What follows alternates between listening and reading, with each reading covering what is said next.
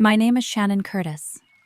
I'm 32 years old now, and for a long time, I believed that if I just worked harder, stayed quieter, and made myself useful enough, the people who were supposed to love me would finally see my value. I was wrong. The moment that finally broke me didn't happen in a screaming fight or some dramatic showdown. It happened in silence. One quiet Friday evening, I opened the drawer in my childhood bedroom and realized the money I had spent years saving was gone. Not misplaced, not lost, taken. And in that moment, standing alone in that room, staring at an empty tin box that had once held my future, something inside me shut off for good. I grew up in Cary, North Carolina, in a house that looked perfectly fine from the outside. White siding, neatly trimmed lawn, a driveway that always had my parents' SUV parked just right. The kind of house neighbors complimented. But inside, everything revolved around one person, my younger brother, Tucker. Tucker was 15 years old and already treated like he was destined for greatness. Basketball trophies lined the shelves in the living room. Team photos filled the hallway walls. His name was always being said with pride, with excitement, with possibility. Mine rarely was. My father, Kenneth, was a lawyer, always busy, always exhausted, always providing. He came home late most nights, loosened his tie, and collapsed onto the couch just in time to watch Tucker's game highlights on his phone. My mother, Cheryl, worked as an event planner. Weddings, birthday parties, corporate events. She poured every ounce of her energy into making other people's celebrations perfect. And Tucker's life was treated like the biggest event of all. Practices, games, travel tournaments, private trainers, new shoes. Tucker soaked it all in like it was his birthright. I learned early that my role in the family was different. I wasn't the star. I was the support system. While my parents focused on Tucker's future, I kept the present running. I took out the trash every Tuesday. I reminded my mother when bills were due. I made grocery lists. I cleaned the kitchen when no one else did. When something went wrong in the house, it was somehow my fault, or my responsibility to fix. And when I pointed that out, "Shannon, stop acting like the parent," my mom would say, rolling her eyes. But without me, the house would have fallen apart. They just never noticed. I started working at a small coffee shop in downtown Cary when I was 16. Minimum wage, early mornings, late nights, burned fingers from the espresso machine. Every tip, every paycheck went straight into a metal tin box I kept hidden under my bed. That money wasn't for fun. It was my exit plan. Community college, a cheap car, independence. I didn't tell my parents about it. I already knew what would happen if I did. They would either dismiss it or find a way to use it for Tucker. The favoritism wasn't subtle. When Tucker wanted $300 basketball sneakers, my mother drove him to the mall and paid without blinking. When I needed a laptop for school, I was told to figure it out. So I did. I bought a used one that froze every other hour. When Tucker needed rides to practice, the SUV was ready. When I needed a ride to my early shifts at the coffee shop, my dad told me to take the bus. The bus stop was a mile away.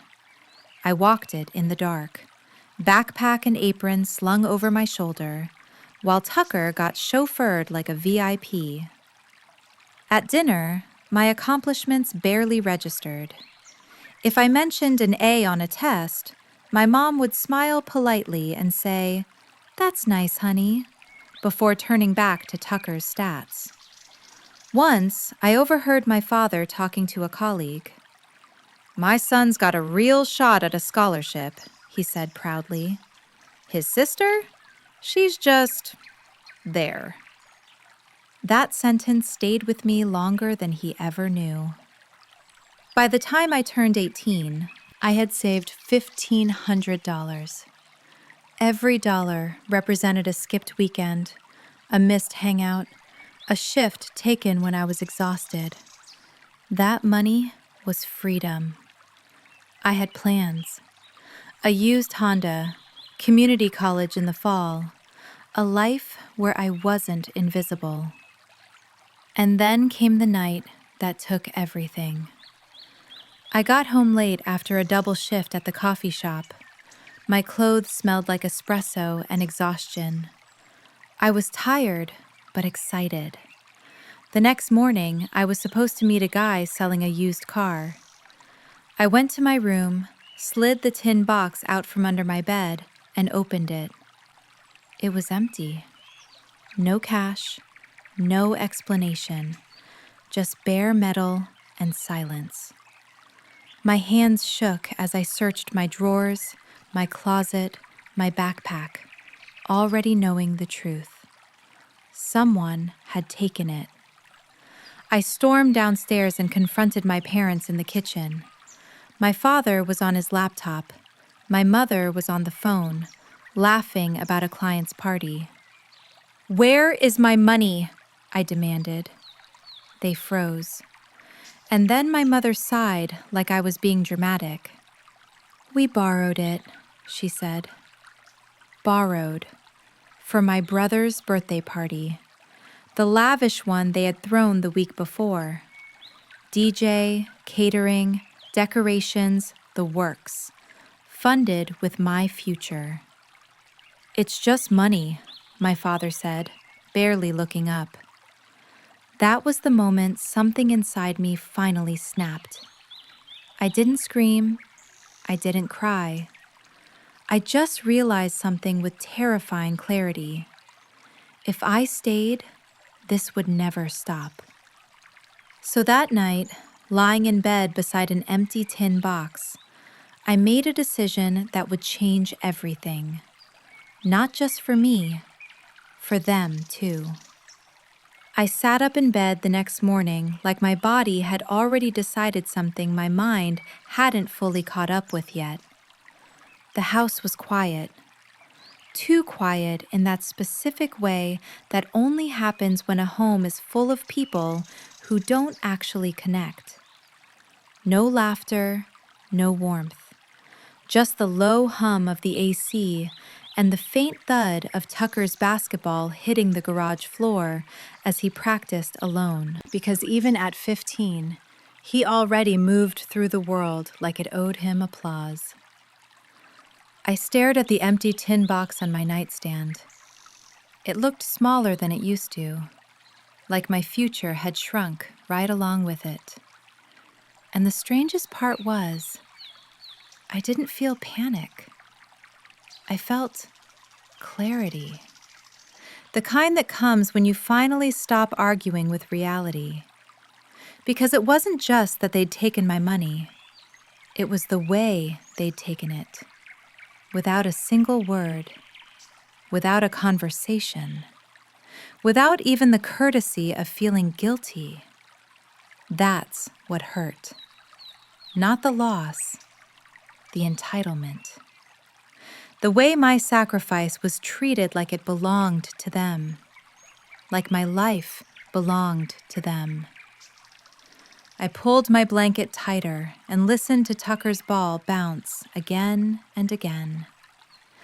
And I realized something I'd never let myself admit before. If I stayed here, I would spend my entire life making myself smaller so other people could feel bigger. And I was done. I got dressed for school slowly, like every movement had weight. In the bathroom mirror, I looked older than 18. Not in my face. My face still looked like a teenager's. But in my eyes, they looked tired. The kind of tired women in their 30s have when they've spent 10 years being the reliable one, while everybody else gets to be the free one. That thought hit me hard because it felt like a warning from the future. Like my life was trying to show me where this road ended. And I didn't want that ending. Not for me. Not ever. Downstairs, my mom was at the kitchen counter, already on her laptop, calendar open, clicking through her event schedules. She had her busy woman energy turned on, the kind that made her feel important, the kind that made her feel justified. My dad was at the table with a cup of coffee, eyes on his phone. And Tucker?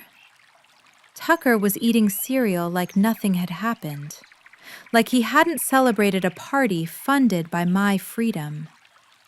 I stood there for a moment, gripping my backpack strap. No one looked up. No one asked if I was okay. No one said, "We need to talk," because, in their minds, they had already decided the issue was closed. So I decided something too. I walked out without saying a word. At school, the world moved the way it always did. The hallways smelled like deodorant, cafeteria pancakes, and teenage stress. Lockers slammed. Teachers yelled reminders. Girls in leggings and hoodies complained about homework like it was the worst thing that could happen to them. And I just drifted through it all. Like I was there, but not there. Like my body was walking while my mind ran calculations. I could feel the plan forming in the back of my brain, like a puzzle snapping into place. Where could I go? What did I need? How fast could I move? How much did I have left? How could I keep my college plans alive without a car? And then a cruel thought rose up like bile. You don't even have your own bank account. You were too scared to take up space. Because that was true. I'd never opened a real account because I'd never wanted my parents to notice. My entire life had been designed around not causing trouble, not demanding resources, not taking anything that wasn't offered. Like I didn't deserve to. I sat in the back of my history class, pretending to listen, while my mind replayed my mom's voice from last night. Don't be selfish, Shannon. Selfish. For wanting to keep the money I earned. Selfish. For wanting to leave. For wanting a life. I felt my throat tighten. I didn't cry. I didn't even feel sad. I felt angry, in a quiet, controlled way that scared me a little. Because I knew that anger could either destroy me or save me. At lunch, I sat with my two best friends, Grace and Jill. We'd been close since middle school. Grace was the kind of girl with warm eyes and steady hands, the kind of friend who always noticed when you were off, even if you insisted you were fine. Jill was sharper, quick-witted, blunt, the kind of girl who would tell you the truth, even if it stung, because she respected you enough not to lie. They were my real family, and I hadn't even fully realized it until that moment. Grace leaned toward me, brow furrowed. "Okay," she said slowly. "What's going on? You've been quiet all day." I stabbed a fork into my cafeteria salad like it had personally offended me. "My parents took my savings," I said. Jill's head snapped up. "Like, stole it?" I nodded. Grace's mouth fell open. "Shannon, what the... Why?" "For Tucker's birthday party," I said, and even saying it out loud made it sound unreal. Jill's face twisted with disgust. That's insane. It's worse, I said. They acted like it was normal, like I was being dramatic for caring. Grace reached across the table and took my hand. Are you okay? She asked quietly. That question, simple, genuine, hit me harder than anything my parents had said, because no one at home ever asked me that. My throat tightened again. I don't know, I admitted, but I know I can't stay there. Jill didn't hesitate. Come to my place, she said immediately. Grace shook her head. No, come to mine. My parents won't even blink. We have the guest room. Jill rolled her eyes. Okay, yes, her house is nicer, but you can crash with either of us. I stared at them, shocked by how quickly they offered it. No conditions, no guilt, no lecture, just support. And something inside me softened, just a little, like my body was remembering what safety felt like. After lunch, I skipped the last 10 minutes of study hall and went straight to the guidance office. I didn't even think. I just moved, like my feet knew what my heart needed. Mrs. Marsh, the school counselor, looked up when I knocked. She was in her 40s, wore reading glasses on a chain, and had the kind of tired kindness that only comes from years of helping kids who had no one else. Shannon? She said, surprised. Come in. I sat down and forced myself to speak before I chickened out. I need help, I said. Her expression shifted instantly, gentle but alert. Okay, she said. Tell me what's happening. So I did. Not every detail, not all the years of being invisible, but enough. The money, the car, the community college plan, the way my parents didn't care. And then I said the words that felt like stepping off a cliff. I think I need to move out. Mrs. Marsh didn't gasp. She didn't judge. She didn't say, but they're your parents. She just nodded slowly, like she'd been waiting for me to say it. Do you have somewhere safe to go? She asked. Yes, I said. My friend Grace said I can stay with her. Good, she said. That's step one. Then she turned to her computer, pulled up my file, and started talking in a calm, practical voice that made my panic shrink. We're going to make sure your education stays on track, she said. Community college is absolutely possible. There are need-based scholarships and grants you may qualify for, especially if your financial situation changes. My heart pounded. Even if my parents won't help? I asked. She looked at me over her glasses. Especially if your parents won't help, she said. And something in me almost broke, not from sadness, but relief. Because for the first time, an adult was treating my life like it mattered. After school, I went to work. The coffee shop felt like an entirely different universe from my house. Here, if you worked hard, people noticed. Here, if you showed up, you mattered. I tied my apron on, washed my hands, and started steaming milk. The rush hit around 4, orders flying, milk frothing, espresso shots pulling. And my brain loved it because it was simple. Do the job, get paid. No emotional games, no favoritism, no invisible role. Just work. Halfway through the shift, my manager Craig Hunter caught my eye from behind the counter. Craig was in his late 20s, laid back, always wearing a baseball cap, but he ran the place with quiet competence. Shannon, he said, leaning closer. You good? You look intense today. I swallowed. This was risky, but I needed to ask. Craig, I said carefully, when I graduate, could I get more hours? He didn't hesitate.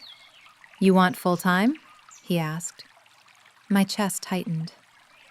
Yes, I said, if possible.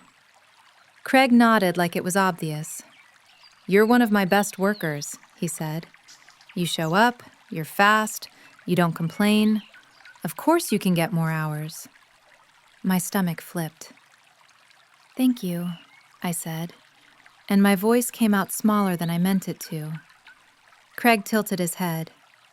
Everything okay at home? He asked. I almost lied. My reflex was always to lie. But something about the way he asked, casual, no pressure, made the truth feel possible. My parents aren't great, I said softly. Craig's expression hardened just a fraction, like he understood more than I was saying. Well, he said, you keep doing what you're doing. You're gonna be okay.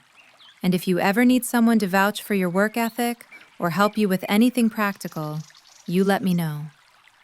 I nodded, throat tight again, because I was realizing something terrifying. Strangers and coworkers were treating me with more respect than my own family. That night, I didn't go home right away. I walked to a small diner near downtown Cary, the kind with vinyl booths and coffee that tasted like burnt comfort. My grandfather, Earl, liked it there. He was my mom's dad, and he'd been the only adult in my family who ever looked at me like I was my own person. He wasn't warm in a sentimental way. He was warm in a steady way, like an oak tree. He was already seated when I arrived, newspaper folded beside his plate, hands wrapped around a mug. Shannon, he said, eyes narrowing. You look like you haven't slept. I slid into the booth across from him. I need to tell you something, I said. He didn't interrupt, so I told him. All of it this time. The money, the party, the way my parents shrugged like my life was disposable, the way Tucker acted like it was funny. And when I said, I think I'm leaving, my voice finally cracked. Not into tears, just cracked, like a dam shifting. My grandfather stared at me for a long moment.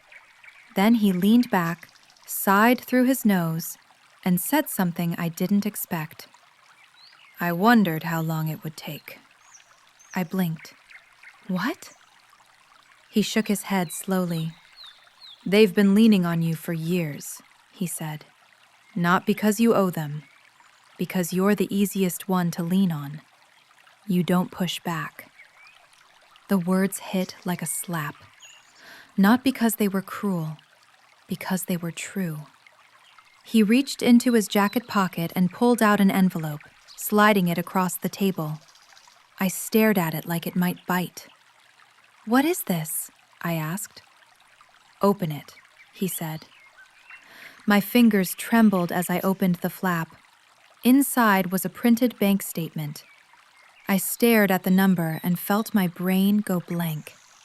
$10,000. My chest tightened so hard it hurt. What is this? I whispered. I've been setting it aside for you, he said simply. For school, rent, whatever you need to start your life. I didn't tell your mother, because she would have used it on your brother. I couldn't breathe. $10,000. It wasn't just money. It was proof. Proof that someone saw me. Proof that someone believed my future mattered enough to protect. My eyes blurred. I hated crying. I hated needing. But the tears came anyway, sliding silently down my face. My grandfather's voice softened just a fraction. Don't cry, he said. Use it. Build something. And don't let them guilt you into staying small. I wiped my face quickly, embarrassed. I don't want to take this from you, I said. He gave me a look that shut that down immediately. "You're not taking it," he said. "You're receiving it. There's a difference." Then he leaned forward, eyes sharp. "And Shannon," he said, "if you leave clean. You don't threaten, you don't scream, you don't beg. You move like you already know you're gone." My stomach flipped. "How?" I whispered. My grandfather took a slow sip of coffee. "You make a plan," he said. "Then you execute." When I got home that night, the house was loud. My parents were arguing, something about Tucker forgetting homework, something about a tournament schedule, something about who was picking him up. None of it had anything to do with me. None of them even noticed I walked in. I stood in the doorway for a moment, listening, watching them spin around Tucker's life like planets around the sun. And I felt something calm settle into my chest. A decision. I walked upstairs, closed my bedroom door, and started making a list. Not in my head, on paper. Because lists were what I did. Lists were how I survived. 1. Safe place to stay, Grace's house. 2. School, Mrs. Marsh plus scholarships. 3. Income, full-time hours at coffee shop after graduation. 4. Money safety, open a bank account in my name only. 5. Emergency fund, Grandpa's $10,000. 6. Exit time, when parents are out with Tucker. I stared at the page. My heart pounded. But underneath the fear was something else. Power. Because for the first time, I wasn't reacting. I was choosing. The next day at school, I went straight to the bank during lunch. It was a small branch near downtown, bright fluorescent lights and cheerful posters about saving. I felt stupid walking in, like an imposter, but the teller smiled. "Hi, how can I help you?" she asked. "I need to open an account," I said. She didn't ask why. She didn't ask where my parents were. She just handed me forms and spoke in a calm tone that made me feel like an adult. When she asked if anyone else would be on the account, my mouth went dry. "No," I said, "just me." And when I signed my name on those papers, something in my chest loosened, like I had claimed a piece of myself back. That afternoon, I went to Grace's house after school. Her mom greeted me at the door like she'd been expecting me, not with suspicion, with kindness. "Hi, sweetheart," she said, pulling me into a hug so gentle it made my throat tighten all over again. "Grace told me, you can stay as long as you need." Grace's dad offered a small nod from the couch, like he didn't want to overwhelm me, but he wanted me to know he was there. It was normal. It was safe. It was what a home was supposed to feel like. Grace led me upstairs to the guest room. Clean bed, soft blanket, a lamp on the nightstand. And when she closed the door, she turned to me. "Okay," she said. "When are you leaving?" I swallowed. "Saturday," I said. "Why Saturday?" she asked. "My parents take Tucker to tournaments on Saturdays," I said. "They'll be gone most of the day." Grace nodded. "Then Saturday it is," she said, like she was talking about a study session. And that's when I realized something else. To Grace, me escaping wasn't dramatic. It was necessary. Friday night, my mom knocked on my bedroom door. I froze. "Shannon?" she called. "Dinner!" I stared at the door, heart pounding. This was the part I hated, the pretending, the forced normal. I went downstairs and sat at the table. Tucker talked about his upcoming tournament, bragging about how his coach said he might get scouted. My dad nodded, half listening. My mom asked Tucker if he'd packed his extra socks. No one asked about my day. No one mentioned my money, no apology, no shame. Halfway through the meal, my dad looked at me like he just remembered I existed. "Don't forget," he said, "you're picking up Tucker's uniform from the laundry tomorrow before we leave." I stared at him. A year ago, I would have said yes. A month ago, I would have said yes, but something inside me had changed. "I'm not doing that," I said calmly. Silence dropped over the table. My mom's eyes narrowed. "What did you just say?" she asked. "I said I'm not doing that," I repeated. "You can handle your son's laundry." My mom's face hardened. "Shannon," she snapped, "don't start." And there it was. Don't start, meaning don't disrupt the family system where your role is to make everything easier for everyone else. I felt my heart pounding, but my voice stayed steady. "I'm not starting," I said. "I'm stopping." My dad scoffed. "Oh my God, are we still on this money thing?" Still, like it was an inconvenience, like it was a tantrum I was dragging out. My hands clenched under the table. Tucker smirked. "You're so dramatic," he muttered. And in that moment, I knew Saturday wasn't just a plan. It was a necessity. Because if I stayed, they would grind my spirit down until I didn't even recognize myself. Saturday morning, my parents left early. My mom yelled reminders while rushing out the door. "Tucker, your water bottle! Kenneth, the cooler!" My dad grabbed his keys. Tucker grabbed his basketball. And no one looked at me. It was almost funny how invisible I was until I wasn't useful. The door shut. The house fell silent. And I moved. Fast. Not frantic. Focused. I packed clothes, school supplies, my laptop, my journal, a couple of framed photos that actually mattered. I left behind everything else, because I was done carrying things I didn't need. When my duffel bags were ready, I sat at my desk and stared at a blank piece of paper. This was the moment where some girls would write a long letter, explaining, pleading, justifying. I didn't want that. I wanted clarity. So I wrote one short paragraph. Not angry, not emotional, just true. Then I folded it neatly and placed it on the kitchen counter where my mom couldn't miss it.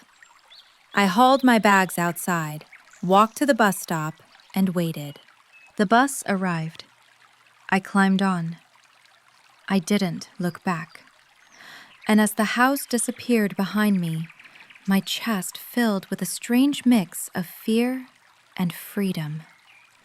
For the first time in my life, I wasn't being carried by my family. I was carrying myself. My phone started buzzing before I even reached Grace's neighborhood. Text after text after text, from my mom, from my dad, then calls, then voicemails. I stared at the screen, heart hammering. For a second, my fingers hovered over the answer button. Old instincts. Be good, be polite, explain, fix it. Then I remembered the empty tin box and my grandfather's voice. Leave clean. So I turned my phone off, not out of cruelty, out of survival. By the time I got to Grace's house, my hands were shaking. Grace met me at the door and pulled me inside. "You did it," she whispered. I nodded, breath shaky. "I did it," I said back. And then, finally, my body released. I sat on the couch and let myself cry for about 30 seconds. Not because I missed them, because my nervous system was finally realizing I didn't have to be on alert every second anymore. Grace sat beside me, rubbing my back. "You're safe," she said, and I believed her. That night, Aunt Donna called. I almost didn't answer, but Aunt Donna wasn't like my mom. She was my mom's sister, warmer, quieter, the one who always looked uncomfortable when my parents praised Tucker too loudly.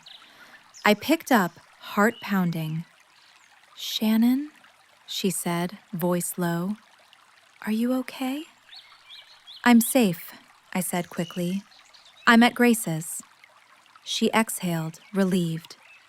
"Your mom is losing her mind," she said. I didn't respond. I just listened. "They found your note," she continued. "Your dad is furious. Your mom is screaming. And Tucker," she hesitated. "What?" I asked. Aunt Donna's voice tightened. "He shrugged," she said. "He literally shrugged and said, 'She's being dramatic.'" My jaw clenched so hard it hurt. Aunt Donna sighed. "They're fighting, Shannon," she said. "Like, really fighting. They're blaming each other, and the house is already messy. Like no one knows what to do." I stared at the ceiling, heart pounding. It was happening. The thing I'd always known but never wanted to test. Without me, their little world didn't function. Aunt Donna's voice softened. "I'm not calling to guilt you," she said quickly. I wanted you to know you're not crazy. You're not wrong for leaving." My eyes burned again. "Thank you," I whispered. And when I hung up, I lay on Grace's guest bed staring at the ceiling.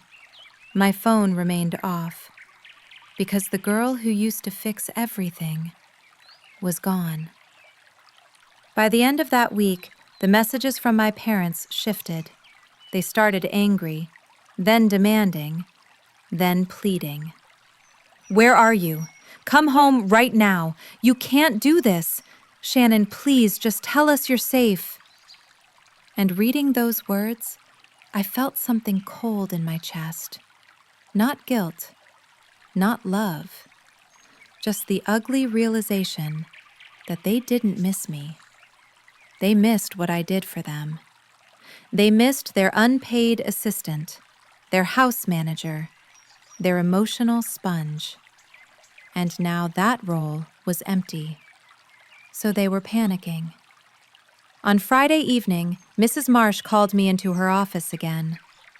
"I updated your contact address," she said, handing me papers, "and I have scholarship forms for you.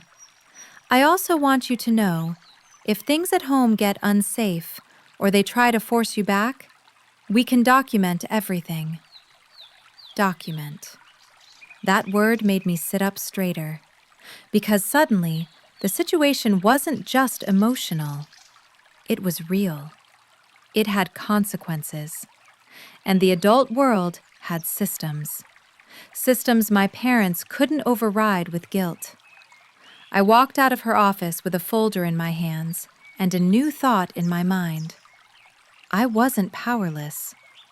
I'd just never been taught that I had power. That weekend, Craig adjusted my schedule. He slid the new hours across the counter. "You sure you can handle this?" he asked. "I need it," I said. Craig nodded, no pity in his eyes. "Then you've got it," he said. And that was it. No guilt, no lecture, just respect. A few days later, my grandfather called. "Did you move?" he asked. "Yes," I said. "Good," he replied. Then, after a pause, "Now you stay gone." My throat tightened. "I will," I said. And in that moment, I meant it. Because this wasn't just me running away. This was me running toward something. A life where I wasn't invisible.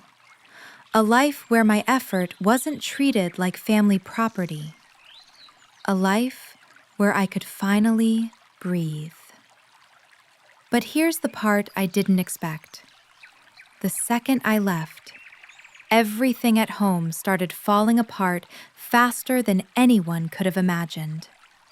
And when Aunt Donna told me what happened next, I realized my parents weren't just losing control of me. They were losing control of everything.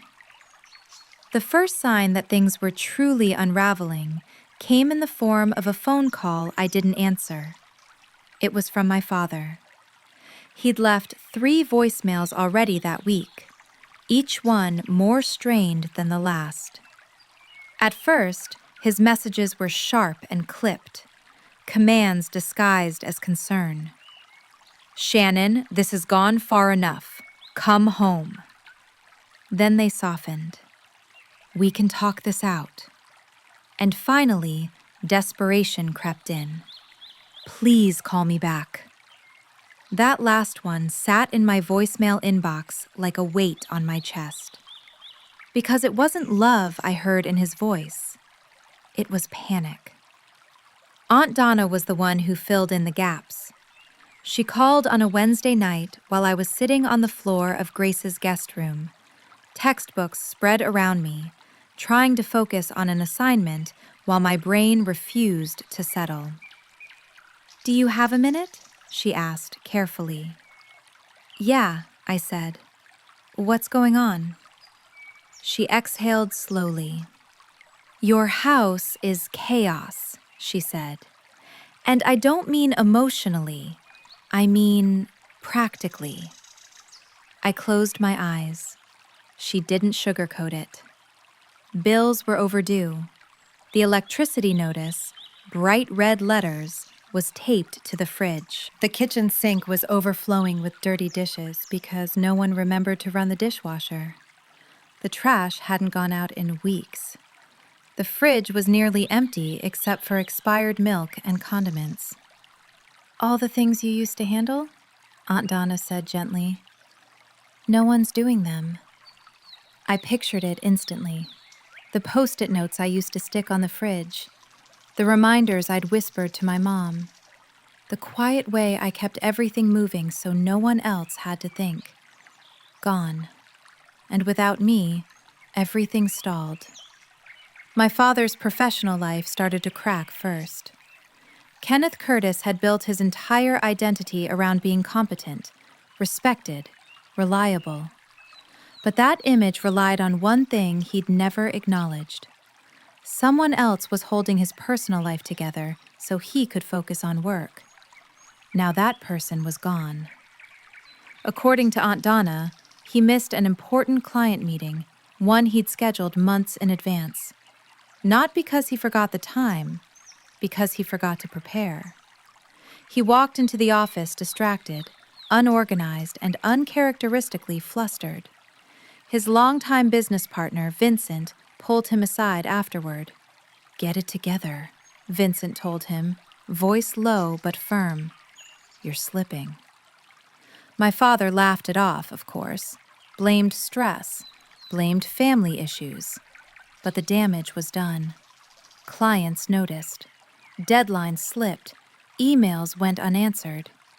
And once doubt creeps into a profession built on trust, it spreads fast. Within 2 weeks, a major client quietly moved their case to another firm. My father didn't tell anyone at home, but Vincent told Aunt Donna, and Aunt Donna told me. My mother didn't fare any better. Cheryl had always thrived on control, on schedules, on looking put together. But without me buffering the chaos, everything hit her at once. Tucker forgot his gear, forgot assignments, forgot appointments. And for the first time, my mother had to deal with the consequences directly. She snapped at him constantly, yelled about messes she'd never noticed before, complained that no one helped her anymore. The irony didn't escape me. For years, she'd told me to stop acting like the parent. Now she was furious that no one was. Her event planning business began to suffer. She missed calls, canceled meetings, forgot deadlines. Clients noticed the shift, and in Carrie's tight-knit community, reputation mattered.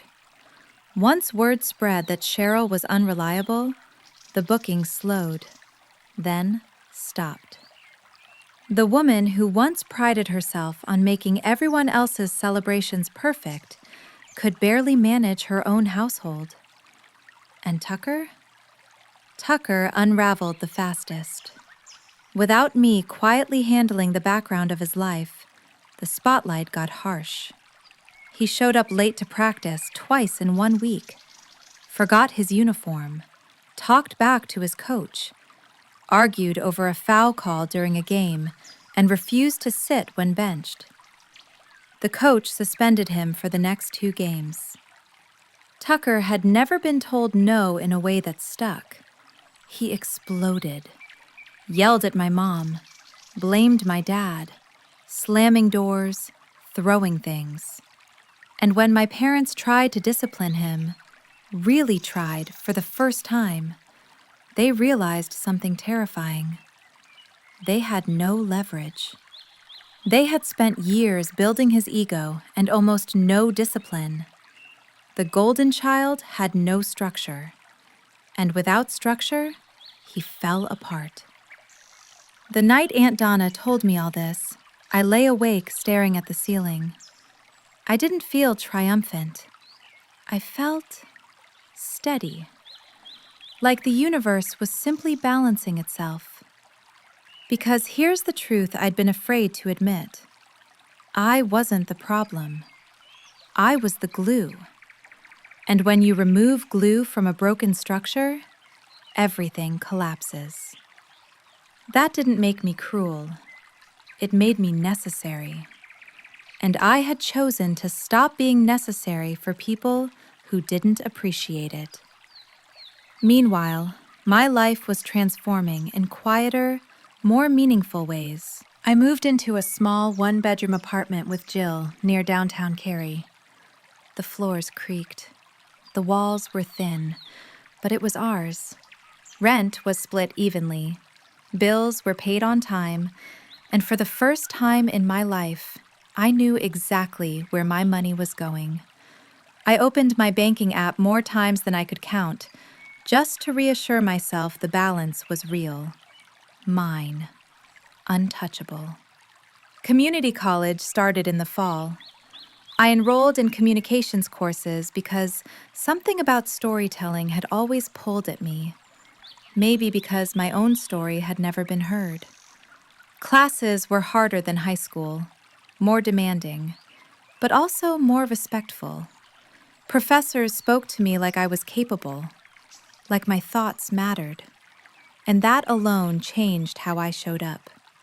I worked full-time at the coffee shop now, early mornings, long shifts, sore feet, but every paycheck felt different. Because I wasn't handing it over to anyone else's dreams, I was building my own. Craig noticed the change in me almost immediately. "You're different," he said one afternoon while we prepped for a rush. "Better tired," I joked. He smiled. "Whatever it is," he said, "you're solid. You've got leadership written all over you."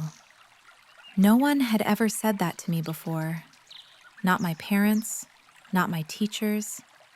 Leadership. The words sat with me long after the shift ended. The biggest shift came when I joined the college photography club on a whim. I almost didn't. I told myself I was too busy, too practical. But something inside me whispered, "Try." So I did. And for the first time, I found something that felt like mine in a way nothing else ever had. I borrowed a second-hand camera, walked around Cary's parks, photographed quiet moments, sunlight on water, leaves in motion, reflections in windows. It wasn't about being impressive. It was about noticing, about finally seeing the world from my own perspective. The club members gave feedback, encouraged me, challenged me, and slowly, something shifted in my chest. I wasn't just surviving anymore. I was expanding. 3 months after I left, my parents called together. I almost didn't answer, but something told me to hear them out, once. "Shannon," my mother said, voice tight, "we want you to come home." My father cleared his throat. "We'll make things right." I closed my eyes. "Tell me how," I said calmly. Silence. Then my mother said, "We just need you." And there it was. Not an apology, not accountability. Need. I exhaled slowly. "I can't come back," I said. "I'm building my life." "You're tearing this family apart," my father snapped. "No," I said evenly. I stopped holding it together by myself. The line went quiet. Then my mother started crying. "I raised you better than this," she said. I almost laughed, but instead, I said something I'd practiced in my head 100 times. "You raised me to take responsibility," I said. "I'm finally doing that, for myself." And then I hung up. The fallout intensified after that. Vincent called me directly one afternoon. I almost didn't answer, confused by the unknown number. "Shannon," he said, voice tired. "This is Vincent, your father's partner." My stomach tightened. "I'm not calling to drag you back," he continued. "I'm calling because your father is on thin ice. One more mistake, and he's out." I swallowed. "I'm sorry," I said, because it was the polite thing to say. Vincent sighed. "He built his life assuming someone else would always cover the cracks," he said. "That's not your responsibility." Hearing it from him, someone outside the family, sealed something in me. Even strangers could see the truth. Aunt Donna kept me updated. The fights at home escalated. My parents blamed each other constantly. Years of resentment surfaced. My mother accused my father of emotionally abandoning the family. My father accused my mother of spoiling Tucker beyond repair. Tucker shut himself in his room, stopped practicing, stopped caring. The kid who once strutted through life like it was a highlight reel now barely left the house. Then came the call that changed everything. Tucker had been kicked off the team, not suspended, removed, for repeated behavioral issues. My mother sobbed into the phone. "This was his future," she cried. I felt something twist in my chest. Not joy, not revenge, just a sad clarity. His future had never been guaranteed. It had been propped up by denial. On my 19th birthday, I didn't throw a party. I didn't want one. Instead, Grace, Jill, my grandfather, and Aunt Donna met me at a small park in Cary. Cupcakes, cheap candles, laughter. My grandfather hugged me and whispered, "You look stronger." And I was. Not because I'd won, but because I'd chosen myself. That night, lying in my apartment, I thought about the girl I'd been. The one who believed love was earned through sacrifice. The one who confused being useful with being valued. She didn't exist anymore. I didn't go back home, not for holidays, not for guilt, not for apologies that never came. I built boundaries like walls and windows, strong but intentional. And slowly, my parents learned something they never expected. Life without me was harder, not because I was dramatic, but because I was essential, and I had finally taken that power with me. The final shift didn't happen all at once. It happened quietly, the way real change always does. 6 months after I left, my father lost his job. Not dramatically, no courtroom scandal, no public firing. Just a closed-door meeting and a severance package that felt heavier than it should have. Vincent called me afterward, not because he had to, but because he wanted me to understand something. "Your dad isn't a bad man," he said, "but he built his life assuming stability would just exist." I understood exactly what he meant. My father had mistaken reliability for permanence. He thought things held together on their own. He never stopped to ask who was doing the holding. My mother's collapse came slower, but deeper. Her event planning business never recovered. Too many missed calls, too many canceled meetings, too many whispers. In Cary, people don't forget unreliability. They don't announce it either. They just stop calling. By winter, Cheryl stopped working altogether. She spent her days pacing the house, reorganizing drawers that didn't need reorganizing, snapping at Tucker over things that had never mattered before. The house felt hollow. And for the first time in her life, she had nothing to distract her from that feeling. Tucker's downfall was the most painful and the most inevitable. Without basketball, he didn't know who he was. The friends who once orbited him drifted away. The coaches who once praised him stopped responding. The spotlight disappeared. And underneath it all was a kid who'd never learned resilience. He bounced between excuses and anger, blamed coaches, blamed teachers, blamed my parents, blamed me. At one point, my mother sent me a message that read, "If you hadn't left, this wouldn't have happened." I stared at that sentence for a long time. Then I deleted it. Because here's the truth no one wants to admit. My leaving didn't break them. It revealed them. The final confrontation came unexpectedly. Not during a holiday, not during a crisis. Just a phone call on a quiet Tuesday evening. My mother asked if we could meet. Just us. "No yelling," she said. "I promise." I agreed. Not because I owed her, but because I no longer feared her. We met at a small cafe halfway between my apartment and my childhood home.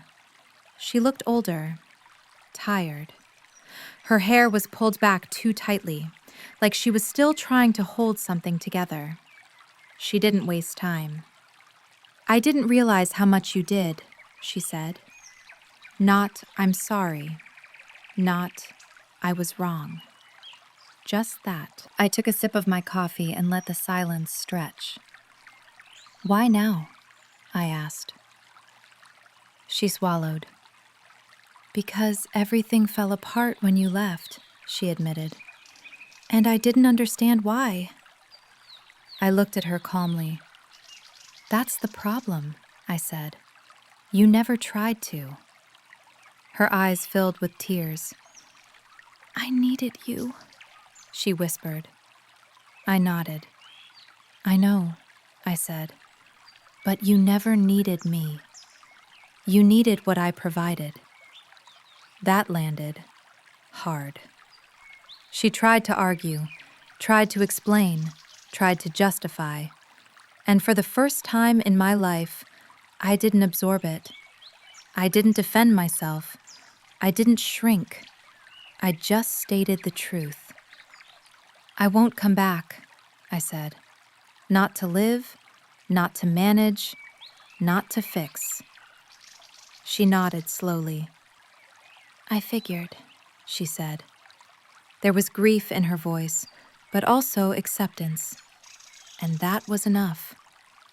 I never had a dramatic reunion, no apology tour, no emotional hug that healed everything. What I got was better. Distance, boundaries, peace.